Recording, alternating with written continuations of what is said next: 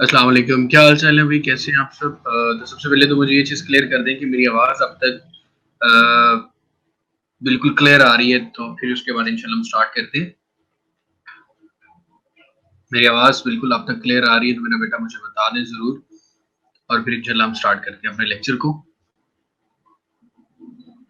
मैं तब तक आपकी क्लास में भी लॉगिन हो जाता हूँ। जी मेरा बेटा, आपने सबसे पहले तो मुझे ये चीज़ क्लियर करनी है, मेरी आवाज़ अब तक बिल्कुल क्लियर आ रही है, तो मेरा बेटा इंशाल्लाह इंशाल्लाह फिर मैं स्टार्ट करता हूँ आपके लेक्चर को। और थोड़ी देर हम लोग वेट भी करते हैं ताकि बाकी क्लास भी लाइव हो जाया करे, बाकी लोग भी टाइम पे आ जाया करें। तो मेरा बेटा कोशिश किया करें कि 3:30 45 आपकी क्लास का टाइम है, तो उसमें मेरा बेटा आप 3:35 पे ही अपनी तैयारी शुरू कर दिया करें ताकि हमें ज़्यादा देर वेट ना करना पड़े, हमारा टाइम वेस्ट ना हो। जी, मेरे पास बिल्कुल लाइव हो चुका हूँ मैं कैंपस पे। आप लोगों के कमेंट्स मेरे सामने आ रहे हैं, सिर्फ़ 2 लोग अभी ऑनलाइन हैं, 3 हो गए हैं। तो जल्दी-जल्दी से मेरा बेटा वालेकुम सलाम मेरा बेटा। तो आप लोगों ने सबसे पहले मुझे ये क्लियर करना है कि मेरी आवाज़ आप लोगों तक क्लियर आ रही है, तो मुझे कमेंट्स में बता दें कि सर आवाज़ आपकी बिल्कुल क्लियर आ रही है या नहीं आ रही, तो भी मुझे बता दें आप लोग। जी, वालेकुम सलाम बेटा। जी, अज़ान ने कह दिया बिल्कुल क्लियर आ रही है और सब ठीक-ठाक हो मेरा बेटा, अच्छे से हो। तो जो लोग भी मेरा बेटा हमारा जो लेक्चर है वो यूट्यूब पे देख रहे होते हैं, जस्ट लॉगिन ऑन campus.pk। इसमें आपका कुछ नहीं जाने वाला, सिर्फ़ और सिर्फ़ आपने एक दफ़ा लॉगिन करना है और उसके बाद इंशाल्लाह इसमें आपको फ़ायदा ही होगा, नुकसान कभी भी नहीं होने वाला। जल्दी से मेरा बेटा ऑनलाइन हो जाया करें। हमारा ये चैप्टर बहुत जल्दी खत्म होने वाला, होपफुली आज न्यूमेरिकल्स भी एंड हो जाएँगे। फिर शॉर्ट क्वेश्चंस को ही मैं आज ही डिस्कस कर लूँगा। तो इंशाल्लाह कल से हम चैप्टर नंबर 2 स्टार्ट कर देंगे, फिर उसके बाद आप लोगों को बता दिया जाएगा कि चैप्टर नंबर 1 का टेस्ट फिर किस दिन होगा। एमसीक्यूज़ बेस्ड टेस्ट तो होता रहता है, लेकिन इसमें आपका ऑब्जेक्टिव टेस्ट भी होगा। जल्दी से मेरा बेटे ऑनलाइन हो जाएँ, सिर्फ 26 लोग 26 लोग हमारे पास अभी ऑनलाइन हैं। वालेकुम सलाम उस्मान बेटा।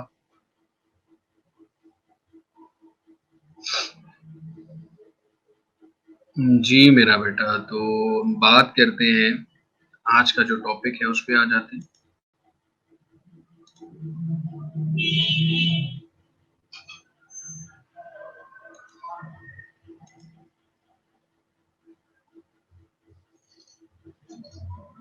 जी, 35 हो गए, जल्दी से मेरा बेटा। हम लोगों ने वैसे 55 तक वेट करते हैं, लेकिन आज हम 15 52 तक वेट करेंगे, अदरवाइज़ टाइम बहुत वेस्ट हो जाता है हमारा।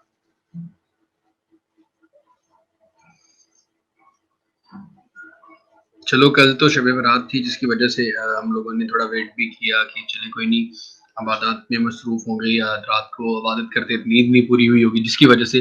लेकिन आई होप कि यार अब तो कोई इश्यू नहीं होना चाहिए था। जल्दी से शहज़ादी ऑनलाइन हो जाया करो मेरा बेटा। जी, right the following quantities in standard form. Again वही क्वेश्चन जो कि 1.4 था, उसी की तरह का ये है कि आपने इनको स्टैंडर्ड साइंटिफिक नोटेशन में लिखना है। स्टैंडर्ड साइंटिफिक नोटेशन में लिखने का जो तरीका होता है, वो है आपके पास put the decimal point after the first non-zero digit, put the decimal point after the first non-zero digit।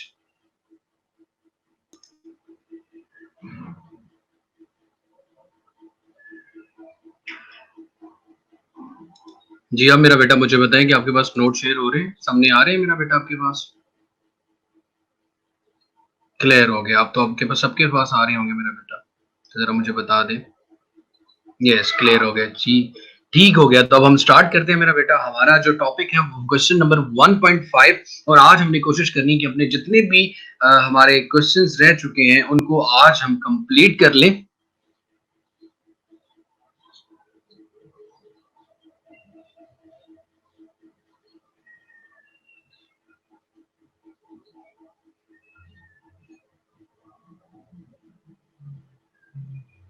जी बेटा, मैंने इसको जितना मैक्सिमम ज़ूम करना था कर दिया। तो आप मुझे ये बता दें, आपके सामने स्क्रीन बिल्कुल क्लियर है, तो मैं स्टार्ट करता हूँ।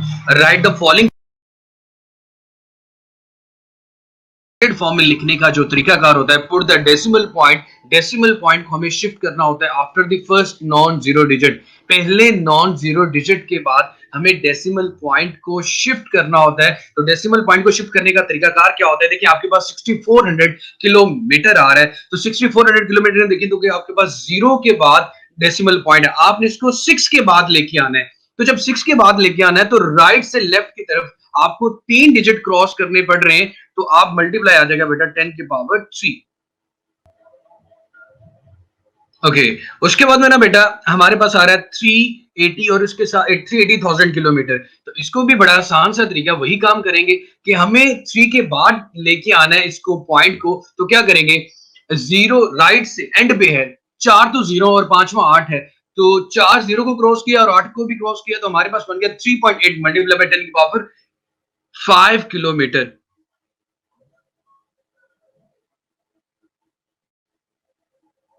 जी मेरा बेटा, उसके बाद हमारे पास है 3 के साथ कोई 8 जीरो गिवन है, और हमें हमें पता है लास्ट वाले जीरो के बाद डेसिमल पॉइंट होता है होल नंबर में। तो हम क्या करेंगे, राइट से लेफ्ट की तरफ आएंगे 3 के बाद, तो हमारे पास आ जाएगा 10 की पावर 8 मीटर पर सेकेंड।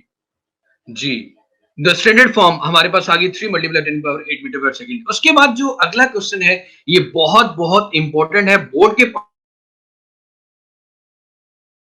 दिन में कितने सेकंड्स होते हैं, इस चीज के बारे में डिस्कस करना है, इस चीज के बारे में बात करनी है।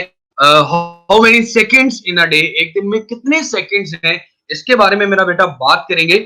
सो हमारे पास, चलिए मेरे बेटा अब हम बाद में लास्ट लेक्चर के लास्ट में इंशाल्लाह आप लोगों की आपके मार्क्स पूछेंगे, अगेन आप लोगों को कंग्रेचुलेशन भी बोलेंगे। तो फर्स्ट ऑफ ऑल आप लोगों से यही रिक्वेस्ट करूंगा मेरा बेटा, तो just focus on the lecture. So यहाँ पे हमारे पास सबसे पहले इंपॉर्टेंट क्वेश्चन डी पार्ट, इसके सेकंड्स इन अ डे। सबसे पहले आप एक डे को, टाइम को सेकंड में कन्वर्ट करोगे, तो एक डे, सबसे पहले एक डे में कितने आवर्स होते हैं, 24 आवर होते हैं। आप लिख लिया 24 आवर, तो 1 को 24 के साथ मल्टीप्लाई कर दिया। अगेन फिर आपने बोला कि हर आवर में, हर घंटे में 60 मिनट होते हैं, तो आप क्या करोगे, इसी को 24 को 60 के साथ अगेन मल्टीप्लाई कर देंगे।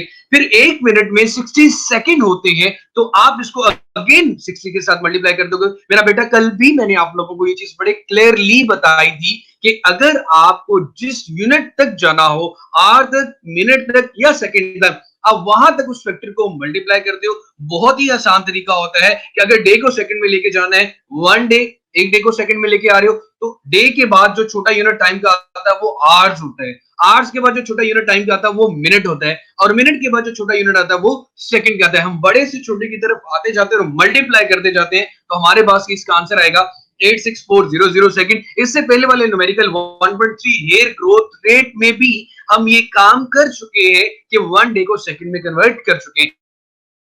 एडिशनल चीज है मेरा बेटा, वो ये है कि इस सेकंड को लास्ट में हमने स्टैंडर्ड साइंटिफिक नोटेशन में भी लिखना होगा।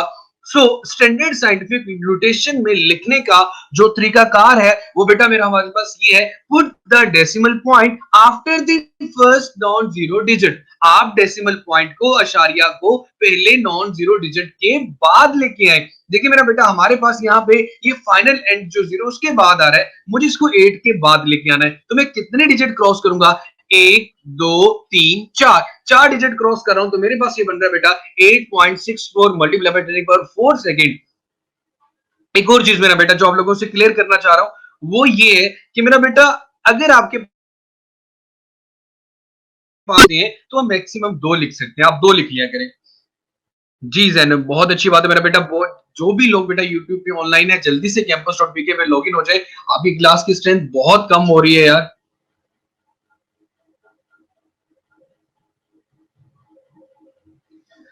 जी मेरा बेटे, तो आगे आ जाए हमारे पास 1.6 द जाज ऑफ वर्नियर कैलिपर। और एक चीज मैं आप लोगों से ये रिक्वेस्ट की थी कि अगर आप ड्यूरिंग द लेक्चर स्क्रीनशॉट भी ले लेते हो तो आपके पास आपके नोट्स भी प्रिपेयर हो जाएंगे।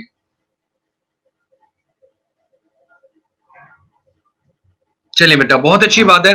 ऑन क्लोजिंग द जाज ऑफ वर्नियर कैलिपर, तो वो ये बात की जा रही है कि हमारे पास zero of the vernier scale on the right of the main scale, that 4 divisions vernier scale coincide. मैं इस चीज का बड़ा आसान सा मतलब बताता हूं कि वर्नियर कैलिपर्स के जहाज को क्लोज किया, उसके दरमियान की, लेकिन मेन स्केल की जीरो और वर्नियर स्केल की जीरो दोनों एक पॉइंट पे नहीं आ रही, मतलब वहां पे जीरो एरर मौजूद है और हमें वो जीरो एरर निकालना है और उसकी जीरो करेक्शन करनी है। ये क्वेश्चन हमसे पूछा गया है कि वर्नियर कैलिपर के जहाज को जब आपस में क्लोज किया गया, दरमियान में कोई चीज प्लेस नहीं की, तो ये चीज देखने को मिली कि भाई zero of the vernier scale is not considering on the zero of the main scale, then there is a zero error. वो कह रहा है राइट की तरफ आ रही है। तो मैंने आप लोगों को वर्नियर कैलिपर का टॉपिक पढ़ाते हुए ये चीज बताई थी कि अगर वर्नियर स्केल जो कि मूवेबल स्केल है, ऐसा स्केल जो कि मूव कर सकता है, अगर वो मेन स्केल की राइट पे आए तो एरर आपका नेगेटिव होगा। तो मेरा बेटा यहां पे जो डिवीजन अगर वो जीरो जीरो के सामने नहीं आ रही, तो कौन सी ऐसी लाइन है जो सामने आ रही है? फोर डिवीजन आ रही है। तो फोर डिवीजन को हमेशा least count of vernier calliper के साथ जब आप मल्टीप्लाई कर दोगे, जो डिवीजन मेन स्केल की जीरो के सामने आ रही है, जो डिवीजन मेन स्केल की जीरो के सामने आ रही है, वर्नियर स्केल की वो डिवीजन जो कि मेन स्केल की जीरो के सामने आ रही है। वर्नियर स्केल पर 10 लाइनें होती हैं, 10 लाइनें होती हैं, उनमें से कौन सी लाइन जो वर्नियर स्केल की जीरो के बिल्कुल सामने आ रही हो, उस लाइन को मल्टीप्लाई किया जाता है least count of the instrument के बाद। जो least count of the vernier calliper अगर सेंटीमीटर में देखा जाए तो हमारे पास होता है 0.01 centimetre, 0.01 centimetre. then we want to calculate the least count, to just multiply the least count with the division. तो हमारे पास ये रीडिंग बन जाएगी मेरा बेटा 0.04 सेंटीमीटर। मेन स्केल रीडिंग तो वैसे ही जीरो पे कुछ आएगा ही नहीं। उसके बाद हमें ये बात डिसाइड करनी है कि ये जो एरर हमने निकाला है, ये एरर हमारा पॉजिटिव है या नेगेटिव है। तो जीरो एरर हमारा पॉजिटिव होगा। क्यों जीरो एरर पॉजिटिव होगा? क्योंकि ये राइट की तरफ आ रहा है, मेन स्केल की जीरो के राइट पे आ रहा है, तो एरर पॉजिटिव होगा। लेफ्ट पे आता तो नेगेटिव। अब अगर जीरो एरर की करेक्शन करनी हो तो सबसे आसान तरीका है, जीरो एरर में वैल्यू आ रही है प्लस 0.04, तो जीरो करेक्शन में इसी वैल्यू के साथ सिर्फ नेगेटिव लग जाएगा। बड़े अच्छे से हम लोगों ने ये बात की थी कि if zero error is positive than zero correction applied will be negative. तो जीरो करेक्शन हमारी क्या होगी? नेगेटिव। और अगर एरर नेगेटिव होता तो करेक्शन हमारी क्या होती? पॉजिटिव।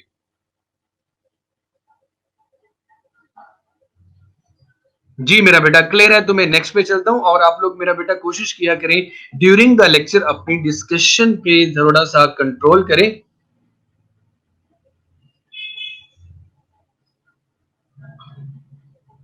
बेटा पावर वाला बटन और आपका जो वॉल्यूम वाला बटन दोनों को एट अ टाइम ऑन करके प्रेस करके रखोगे तो वो स्क्रीनशॉट हो जाता है। चलिए मेरा बेटा बहुत अच्छी बात है। नेक्स्ट वाले क्वेश्चन के ऊपर भी लिखने के बहुत इंपॉर्टेंट क्वेश्चन है और बहुत आसान है। If you know the formula to calculate the least count of the screw gauge. हमारे पास ये कहा गया कि फर्ज करें अगर सर्कुलर स्केल पे जो कि मूवेबल स्केल है उसमें टोटल नंबर ऑफ डिवीजन्स अगर 50 होती हैं, 50 होती हैं, and the pitch of the screw gauge is 0.5 millimetre, then calculate the least count. Least count क्या होगा? एक बात तो ये कि स्क्रू गेज का लीस्ट काउंट तो बदल तो सकता नहीं, लेकिन उन्होंने यहाँ पे क्या किया, 100 की जगह 50 डिवीजन दे दी, 1 मिलीमीटर की जगह 0.5 मिलीमीटर लिख दिया, तो आंसर तो फिर भी सेम आएगा। इस क्वेश्चन को पढ़ते साथ ही हमें आंसर क्लियर हो जाता है, लेकिन फिर भी हम इसको कैलकुलेट करते हैं, देखते हैं कि हमारा आंसर यहाँ पे क्या आता है। जी मेरा बेटा, तो हमारे पास लीस्ट काउंट कैलकुलेट करने के लिए हमारे पास जो फॉर्मूला है स्क्रू गेज का लीस्ट काउंट कैलकुलेट करने का, वो ये है मेरा बेटा, pitch of the screw gauge divided by total number of divisions on circular scale। तो pitch of the screw gauge हमारे पास है बेटा 0.5 और टोटल नंबर ऑफ डिवीजन हमारे पास 50 है। 0.5 को जब डिवाइड करते हैं तो हमारा आंसर आता है 0.01 millimetre, which is the least count of the screw gauge, which is the least count of the screw gauge. जी मेरा बेटा, ये सब पूछना ही अब यहाँ पे शुरू हो गए हैं, तो मेरे बेटे आप बाद में लेक्चर स्टॉप करके गूगल करके भी दोबारा रिकॉर्डिंग में भी कर सकते हैं। और माशाल्लाह इतने अच्छे हैं मेरे बच्चे के, सब एक दूसरे को मशवरा देना शुरू हो जाते हैं। तो मेरा बेटा हमारी स्ट्रेंथ आप लोगों को बड़े अच्छे से पता है, 120 150 तक गई थी। तो अगेन हमें वही स्ट्रेंथ की जरूरत है, वही काम करना है। तो मेरा बेटा डोंट वेस्ट योर टाइम, आप अपना टाइम वेस्ट ना करें, just live on campus.pk timely आ जाए। यकीन माने इन 2 माह में जब तक लॉकडाउन खत्म होगा, आप दूसरी क्लास से 90% आगे जा चुके होंगे, इस चीज की मैं आपको गारंटी देता हूं। सो प्लीज बेटा अपना टाइम वेस्ट ना करें, campus.pk पे लॉग इन रहे।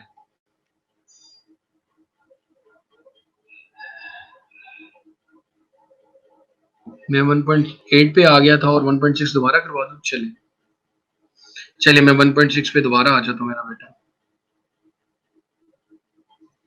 1.6 में मेरा बेटा आप लोगों के पास जीरो एरर कैलकुलेट करना है। ध्यान से सुनिएगा, जीरो एरर कैलकुलेट करने के लिए हमने क्या, जीरो एरर कब होता,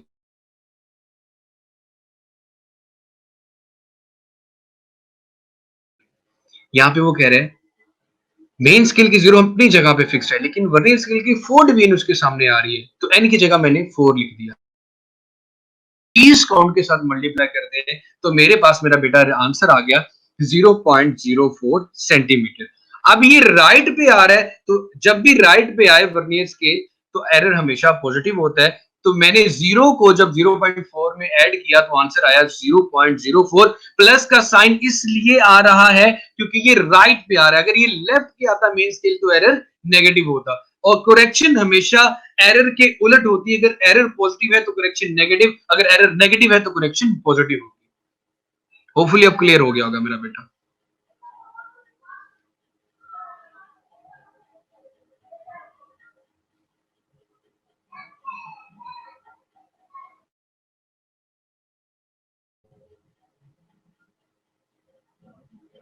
जी मेरा बेटा मैंने 1.6 रिपीट कर दिया, अगेन मुझे क्लियर कर दें, आपको होपफुली क्लियर हो गया होगा।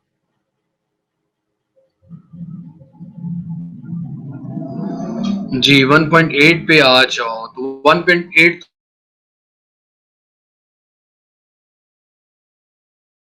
है। हमें इन तीनों में वो नंबर आइडेंटिफाई करना है, which one of the following quantities have three significant figure. इन तीनों में ऐसा वो कौन सा नंबर है जो सिग्निफिकेंट फिगर है, जिसमें जितने सिग्निफिकेंट फिगर्स होंगे हमें वो चीज कैलकुलेट करनी है। There are 5 significant figures in this measurement. पहले में ए में देखो तो हमारे पास कितने आ रहे हैं, 1 2 3 4 5, क्योंकि नॉन जीरो डिजिट उनके दरमियान आने वाली जीरो सिग्निफिकेंट, तो ये आंसर नहीं हमारा। इसमें देखें शुरू वाले तो कंसीडर ही नहीं करते। सो बी में हमारे पास 1 2 3 तीन सिग्निफिकेंट फिगर आ रहे हैं। और अगर हम बात करें डी की, सी की, तो सी में कितने आ रहे हैं मेरा बेटा, 1 2 3, इसमें भी तीन आ रहे हैं। It means B and C have three significant figure. 1.8 में बी एंड सी हमारे पास तीन है जिसमें सिग्निफिकेंट फिगर आ रहे हैं। बेटा अपनी वीडियो क्वालिटी काइंडली चेंज करें हुसनैन अली साहब, तो आपके सामने क्लियर आ जाएगा। What are the significant figures in the following measurements? इसमें significant figures की तादाद बताएं। पहले आपके पास 1.009 मीटर, तो इसमें कितने significant figures आ गए हमारे पास, ये देखिए 1 2 3 और 4।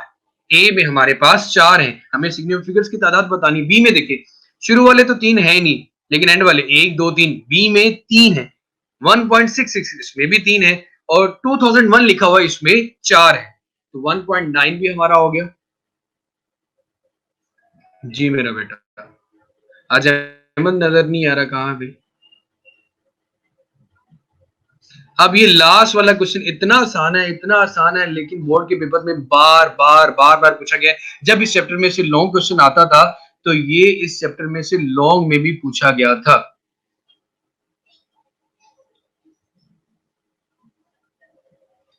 जी मेरा बेटा, a chocolate wrapper, एक chocolate wrapper is 6.7 centimetre long. जो लेंथ है चॉकलेट रैपर की वो 6.7 सेंटीमीटर है, एंड 5.4 सेंटीमीटर वाइड, और उसकी जो विड्थ है वो 5.4 है। कैलकुलेट इस area up to reasonable number of significant figure. सबसे पहले तो आप एरिया कैलकुलेट करें, फिर reasonable number of significant figures का बताता हूं। लेंथ लिखी 6.7 सेंटीमीटर, विड्थ लिखी 5.4 सेंटीमीटर। एरिया का बड़े अच्छे से आपको पता है, आसान सा फॉर्मूला है, लेंथ मल्टीप्लाई बाय विड्थ। जब आप लेंथ मल्टीप्लाई बाय विड्थ करेंगे तो आपके पास आंसर बनेगा 6.7 मल्टीप्लाई बाय 5.4 36.18। इसके बाद दो और ज्यादा डिजिट्स आ रहे होंगे, लेकिन हमें 36.18 तक लिखना है। वो इसलिए लिखना होता है मेरा बेटा कि वन डाउटफुल डिजिट, हम पॉइंट के बाद मैक्सिमम दो डिजिट लिखते हैं, तो यहां पे भी रीजनेबल जो नंबर है वो दो ही हो सकते हैं। इससे ज्यादा लिखेंगे तो फिर डाउटफुल होता है। इसका मतलब यही है कि आपने पॉइंट के बाद आने वाले सिर्फ दो डिजिट लिखने होते हैं। तो दो डिजिट अगर आप लिखोगे तो अगर उन पे भी डाउट होता है तो आप क्या करेंगे 36 तक, मतलब 36 इज द एग्जैक्ट नंबर। 1.8 पे आपको डाउट हो सकता है, लेकिन 36 पे डाउट नहीं होगा। सो 36 centimetre square is the answer. Round of करने से जो हमारे पास एरिया का आंसर बनेगा वो 36 सेंटीमीटर स्क्वायर है।